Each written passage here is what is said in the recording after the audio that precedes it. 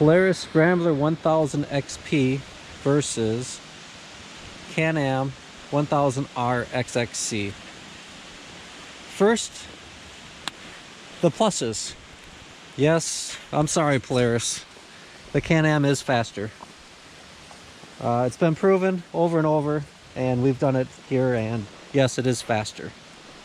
I will give Polaris a better ride. It does have a much softer suspension than the Can-Am.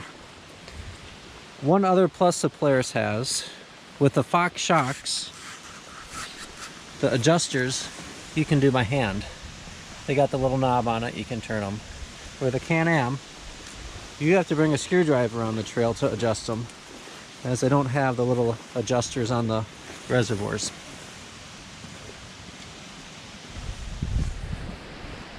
Throttle is an issue with the Can-Am.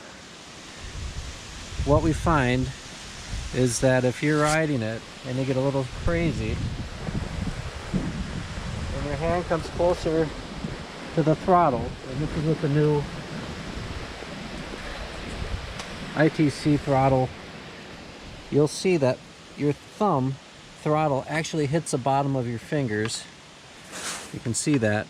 And what's happened to us several times, and this machine's only a few days old, is that when you're at a standing position, it can get caught underneath your finger, which is just a really, really dangerous design. If you look at the Polaris, it doesn't happen with their throttle.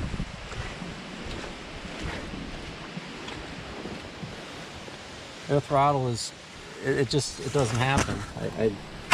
The throttle position's a lot different. It doesn't stick out. The thumb throttle doesn't stick out as far. So on the Can-Am, you really have to ride with your hands far out on the bars. Those are my big complaints with it. Other than that, it's a really good machine. It goes like the Dickens. It's a wheelie monster. What do you have to say about it? Couple things. For how much you pay for this thing, I feel like it should be well, like put together better than what it is. Because if you look, the seat's about ready to fall apart on it. You're going and it's coming loose on you. Parts like this, there's like not even anything holding on to the plastics. It's just falling apart, which I understand is for weight, but I feel like they could come up with a better way than that. It looks like the fit and finish is a little different than the Polaris. It looks like there's a lot more gaps and loose plastics on the Can-Am. So if you look at the seat, and this is one particular issue that everyone kind of complains about, is this part particularly right here. As the exhaust warms up, and it kind of brings that plastic down, and you have a pretty significant gap. And you can see this seat is just falling apart, where the Polaris is a few years old now, and we don't really have that issue with this thing. No, it doesn't feel like it at all.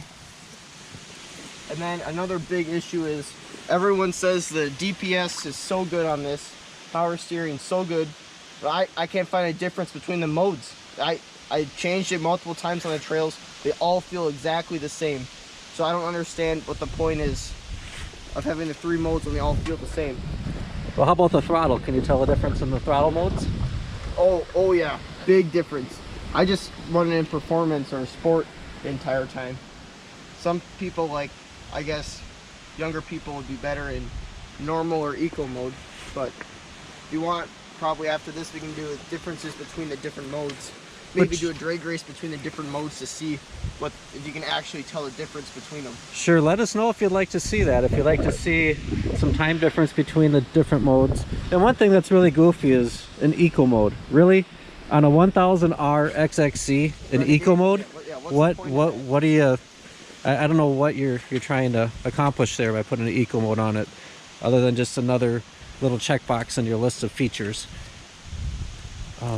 Overall, this is really the first big trail ride we've had with it. I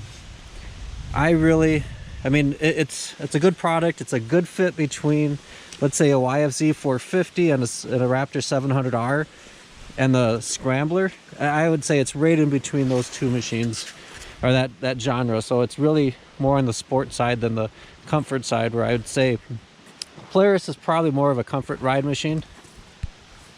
Yep. Than the Can-Am. Oh yeah. Ground clearance. Ground clearance is terrible on the Renegade.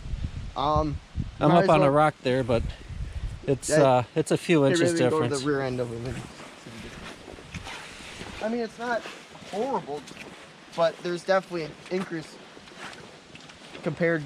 The Polaris definitely has more ground clearance over the. So this is an XXC 2019. Yep. Versus a 15 Scrambler 1000. Yeah. And there's virtually no storage at all on the Can-Am. And same even less than the Scrambler, which is hard to believe. One thing that we've really noticed on the Can-Am is it corners a lot tighter than it does, with the Polaris. You don't get any sort of roll at all. It just kind of hugs the trail. Braking's good. It's got separate brakes for the front and rear. Unlike the Polaris is a single lever pull. This has separated front and rear, which some people like. Maybe the sport people like that. I've had a lot of Polaris and I like the single lever myself, but I could see the justification of having two levers. Now we'll have to, I'd say the four-wheel drive, the Viscolock on the Can-Am, I haven't been able to trip it up yet. Maybe if you look over there in the background, there's some little rock climbs. Maybe we'll record that and try tripping it up and then compare it to the Polaris. But I've had no issues with it. But we don't really ride a bunch of deep mud or really need four-wheel drive for what we do. You can basically do everything in two-wheel drive. The fuel mileage on the Can-Am is horrible. I think that has to do with driver input more than anything. Maybe, or no? I don't think so. Oh, no. okay. But it's, yeah. So if you're really looking for something in between, like a YFZ or a Raptor, and you don't want more of a trail machine like a Polaris where it's real comfy, that Can-Am's a good fit between there. Polaris really doesn't offer anything like that in the a true sport 4x4 machine. I would certainly put the Can-Am in a true sport 4x4. Even when you're sitting on it, it feels more of a Yamaha Raptor look to it. Looking over the fenders, I'll show you here. So even looking over the fenders, it's a short nose on the machine. The fenders are cut in. Where if on the Polaris, you come over and take a look at that, it's more of a boxy feel. You can see the corners on the machine a lot easier. So you can see the difference between the front ends on these. They're about the same size, but physically, but I really think that the Polaris feels bigger on the trail. Maybe, and that's partly because of how the front end's cut on the Renegade. Footwells, one thing that we both really like. The Polaris has, huge footwell, which is great, if you're wearing boots and whatever muddy. But if you want to get size 20 shoe or something, yeah, it's great for that. Yeah. But if you really get trail aggressive, or you want to take it, on some tracks maybe or somewhere, the Can-Am really shines with the metal cleats for your foot. Like was mentioned earlier, it looks like they reduced weight by kind of reducing the amount of plastic on the machine. There's only a couple bolts that hold this piece in, and you can see it's real flimsy. Even when you do this, you can see up here, this thing moves and everything. It's just, yeah. But it saves weight and it makes this thing that much faster. And then another thing, Dirt Tracks gave praise to the tires on the Renegade. The whole shots, they say they're really good all around. They're terrible. I really don't like the whole shots. I think if you're on the track, maybe if you're on a track or like hard compact dirt, with how soft they are, they really hook up good on there. But everything else, they just kind of spin. Where even the Scrambler tires are almost bald now, and I would say they still hook up even better than these whole shots do. Now we haven't been able to test the whole shots and everything, but in the mud they're terrible. I recently got stuck in our pond, which I'll show a picture now. And then I was wearing my tennis shoes and everything, and that was terrible to get undone. Wait a minute. Because I've gone through the pond so many times with the Polaris, no problem, all day with it. So you're telling me that a Polaris pulled out a Can-Am in the mud? Oh yeah, I got a picture of it. Oh wow, oh, unbelievable. Yeah. That's amazing. Wow. Wow. Who would have thought a true four-wheel drive machine versus a Viscalock getting stuck? But it was high-centered, so I'll give you that. Viscalock seems to be a pretty good system so far. I don't know if we'll be able to trip it up, but we'll certainly try a little bit here. So we'll go to that pretty quick. Another thing on the Renegade, the headlights are terrible compared to the Scramblers LEDs.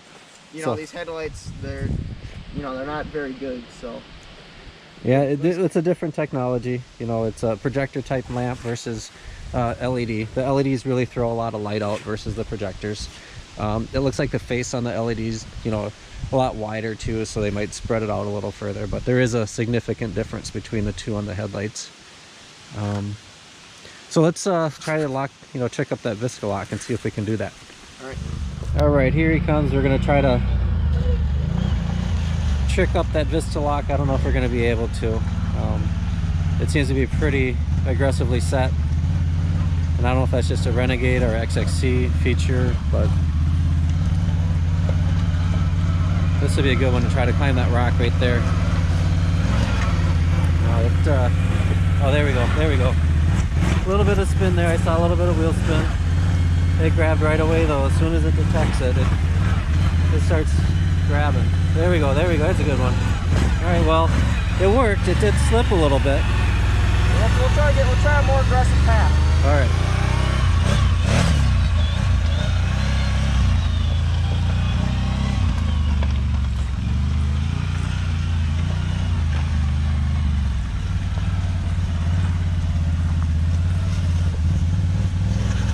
There we go.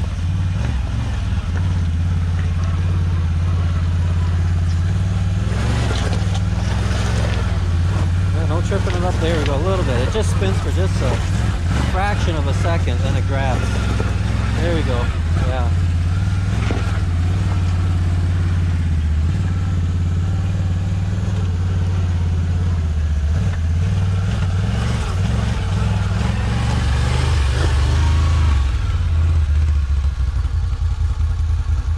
So there we go. You can see that the Viscalock certainly works. It does take a second for it to engage, but once it engages, it's no different than true all-wheel drive. I don't even know if we need to do the Polaris because we know what that's all about. That's been shown time and time again to be probably one of the better or best four-wheel drive systems out there. Yeah, it's not terrible. I mean, most people usually don't get a Renegade to go rock climb with it. So that's true. Well, there we are.